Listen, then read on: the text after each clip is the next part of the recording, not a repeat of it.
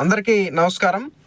ఆంధ్రప్రదేశ్ రాష్ట్రంలో గతంలో కంటే భారీ స్థాయిలో పోస్టల్ బ్యాలెట్ ఓట్లు పోలవుతున్నటువంటి పరిస్థితి ఉంది. దీనికి ప్రధానమైన కారణం ఏంటంటే, గతంలో ప్రభుత్వ ఉద్యోగుల సమస్యలను పరిష్కరించాలని ఉద్యోగ సంఘం నాయకులు ప్రభుత్వం వద్దకు చర్చలకు వెళ్ళినప్పుడు వారు ఒక మాట తెలియజేశారు.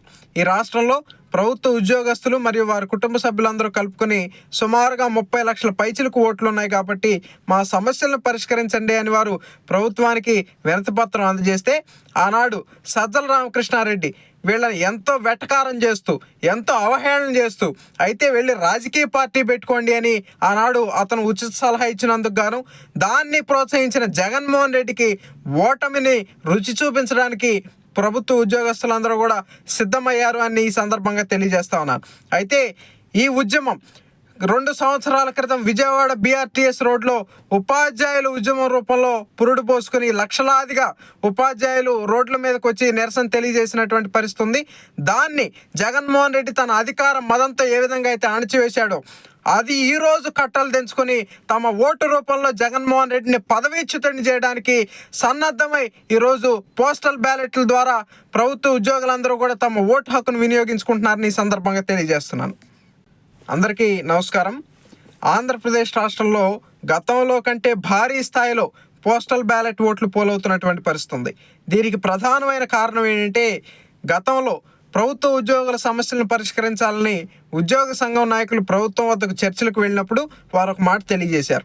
ఈ రాష్ట్రంలో ప్రభుత్వ ఉద్యోగస్తులు మరియు వారి కుటుంబ సభ్యులందరూ కలుపుకొని సుమారుగా 30 లక్షల పైచిలకు ఓట్లు ఉన్నాయి కాబట్టి మా సమస్యలను పరిష్కరించండి అని వారు ప్రభుత్వానికి వినతిపత్రం అందజేస్తే, ఆనాడు సజ్జల రామకృష్ణారెడ్డి వీళ్ళని ఎంతో వెటకారం చేస్తూ, ఎంతో అవహేళన చేస్తూ, అయితే వెళ్ళి రాజకీయ పార్టీ పెట్టుకోండి అని ఆనాడు అతను ఉచిత సలహా ఇచ్చినందుకు గాను దాన్ని ప్రోత్సహించిన జగన్మోహన్ రెడ్డికి ఓటమిని రుచి చూపించడానికి ప్రభుత్వ ఉద్యోగస్తులందరూ కూడా సిద్ధమయ్యారు అని ఈ సందర్భంగా తెలియజేస్తా ఉన్నాను. అయితే ఈ ఉద్యమం 2 సంవత్సరాల క్రితం విజయవాడ BRTS రోడ్లో ఉపాధ్యాయులు ఉద్యమం రూపంలో పురుడు పోసుకుని లక్షలాదిగా ఉపాధ్యాయులు రోడ్ల మీదకి వచ్చి నిరసన తెలియజేసినటువంటి పరిస్థితి ఉంది. దాన్ని జగన్మోహన్ రెడ్డి తన అధికార మదంతో ఏ విధంగా అయితే అణచివేశాడో, అది ఈరోజు కట్టలు తెంచుకొని తమ ఓటు రూపంలో జగన్మోహన్ రెడ్డిని పదవీచ్యుతుడిని చేయడానికి సన్నద్ధమై ఈరోజు పోస్టల్ బ్యాలెట్ల ద్వారా ప్రభుత్వ ఉద్యోగులందరూ కూడా తమ ఓటు హక్కును వినియోగించుకుంటున్నారని ఈ సందర్భంగా తెలియజేస్తున్నాను. అందరికీ నమస్కారం. ఆంధ్రప్రదేశ్ రాష్ట్రంలో గతంలో కంటే భారీ స్థాయిలో పోస్టల్ బ్యాలెట్ ఓట్లు పోలవుతున్నటువంటి పరిస్థితి ఉంది. దీనికి ప్రధానమైన కారణం ఏంటంటే, గతంలో ప్రభుత్వ ఉద్యోగుల సమస్యలను పరిష్కరించాలని ఉద్యోగ సంఘం నాయకులు ప్రభుత్వం వద్దకు చర్చలకు వెళ్ళినప్పుడు వారు ఒక మాట తెలియజేశారు.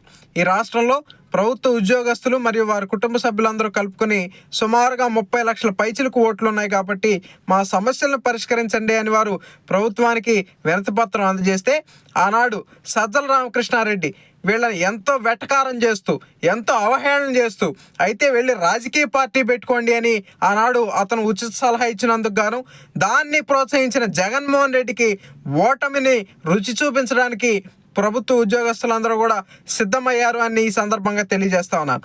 అయితే ఈ ఉద్యమం 2 సంవత్సరాల క్రితం విజయవాడ BRTS రోడ్లో ఉపాధ్యాయులు ఉద్యమం రూపంలో పురుడు పోసుకుని లక్షలాదిగా ఉపాధ్యాయులు రోడ్ల మీదకి వచ్చి నిరసన తెలియజేసినటువంటి పరిస్థితి ఉంది.